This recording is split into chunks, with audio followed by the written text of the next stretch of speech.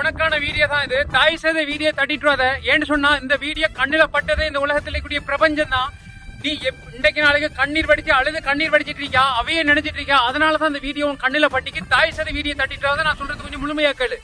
நீ கல்யாணம் கட்டிருக்கா, உனக்கு 2 குழந்தைங்க இருக்கு. அவளோட நீ சந்தோஷமா 2 வருஷமா 3 வருஷமா நீ வாழ்ந்ததுக்கு பிறகு உன்னை விட்டுட்டு வெளிநாடு கடல் கடந்து போயிருக்கா. கடல் கடந்து போயிட்டு நீங்க 1 வருஷமா 6 மாசமா கதைச்சிருக்கும் போது உங்க 2 பேருக்கும் ஒரு சில காரணத்தின் காரணமாக உன்னுடைய நம்பரை பிளாக் பண்ணிட்டு நீ எனக்கு தேவையில்ல, நான் உன்னோட வாழவே மாட்டேன்னு சொல்லி உன்னை உதறி எறிஞ்சிட்டு அவ இன்னொரு உறவோட சந்தோஷமா வாழ்ந்துகிட்டு இருக்காங்க. அதுதான் உண்மை. அதனாலதான் அந்த வீடியோ உன்னுடைய கண்ணில பட்டிருக்கி. நீ இன்றைக்கு நாளைக்கு அந்த குழந்தைய வச்சு அழுது கண்ணீர் வடிச்சிட்டு இருக்கா, அது எனக்கு விளங்குது. அதனால நான் தயவுசெய்து சொல்றேன், யாரு உங்களை தூக்கி போட்டுட்டு போறாங்களோ அவங்களை நினைச்சு தயவுசெய்து அழாதங்க. என்ன காரணம் சொன்னா, ஒருத்தங்க உங்களை விட்டு பிரிஞ்சு போயிட்டாங்கன்னு சொன்னா அவங்க இன்னொரு உறவோட சந்தோஷமா உல்லாசமா வாழ்ந்துகிட்டு இருக்கிறாங்க. அதனால நீங்களும் அவங்களே நினைச்சு கண்ணீர் வடிச்சு அழுதுட்டு இருக்கிற மூலமா தயவுசெய்து அவங்க உங்களுக்கு கிடைக்கவே மாட்டாங்க. அதனால இந்த உலகத்துல கூடிய பிரபஞ்சம் எல்லாமே உங்களை படைச்சு ரிவைல் எல்லாம் பார்த்துட்டே இருக்கான். நீ உண்மையா இருந்திக்கா, அவளுக்கு பாசமா இருந்திக்கா, அவளை கல்யாணம் கட்டி சந்தோஷமான முறையில வாழ்ந்திருக்கா.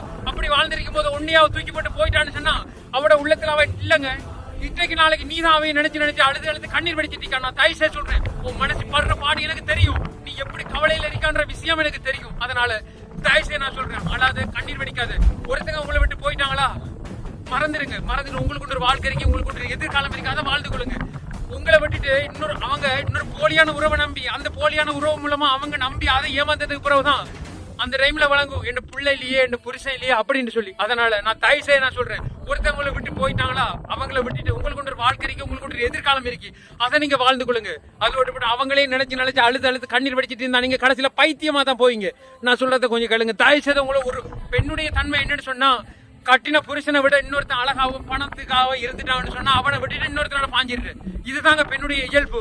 எல்லா பெண்களையும் சொல்ல வரல, ஒரு சில பெண்களை சொல்லுவாரு. கட்டின புருஷனை 1 வருஷம் 2 வருஷம் தவிக்கப்பட்டுட்டு கட்டின புருஷனுக்கு காசு அனுப்பாம குடும்பத்துக்கு காசு அனுப்பிட்டு மற்றவங்களோட உல்லாசமா இருக்கிறவங்களா ஒரு பெண்ணாங்க.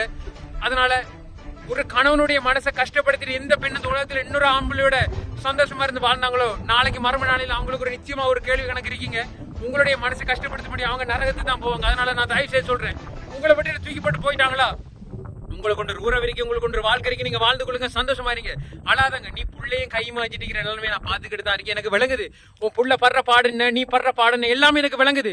இருந்தாலும் அவங்களோட மனசு புரியலையே, அவங்களோட மனசு கல்லாயிட்டு அதுக்கு நம்ம என்ன செய்ய சொல்றீங்க? தயவுசெய்து நான் சொல்றேன், ஒருத்தவங்களுக்கு தூக்கி போட்டு போயிட்டாங்களா, போட்டு விடுங்க.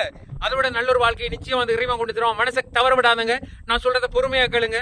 மனசை தவற விடாதங்க. நான் சொல்றது கொஞ்சம் பொறுமையா கேளுங்க. நிச்சயம் உங்களுக்கு நல்ல ஒரு வாழ்க்கை கிடைக்கும். கவலைப்படாதுங்க.